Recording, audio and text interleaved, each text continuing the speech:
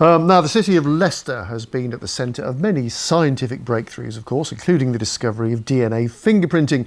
Now, though, an internationally renowned scientist is hoping to inspire hundreds of students from schools across the city. Yes, Professor Turi King won national acclaim for her work following the discovery of King Richard III's remains in the city. Now she's hoping to pass her passion for the subject on to pupils. Helen Astle reports. It's a morning with a difference for students at Soar Valley College in Leicester. Instead of their normal teacher, today's lesson is from Professor Turi King. Professor King is known across the world for her pioneering work in identifying the remains of King Richard III. Now she's hoping to inspire the students here to become the scientists of tomorrow. Reversing the trend in the idea that science is boring is actually by showing them what it can be used for. So that was one of the really nice things about the Richard III project. It was just a really nice combination of various different sciences, so not just genetic, archaeological science, forensics, physics, engineering, everything, and just applying it to real life problems.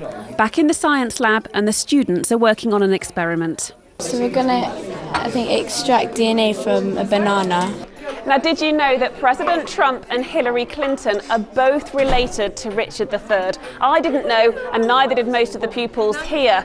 Now, across the day, around 450 students from 7 different schools are coming here, hoping to be inspired by science. It's kind of inspired me to go into genetics as well, because it's quite interesting and it's got a lot to it. It inspires young people like me.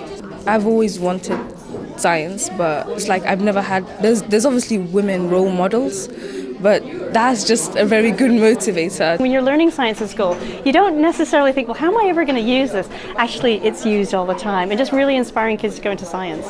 We've been working really hard and discovered that we share 50% of our DNA with the DNA of a banana. Leicester is home to many great scientific discoveries, including DNA fingerprinting, and it's hoped that some of these students will be scientists in the future.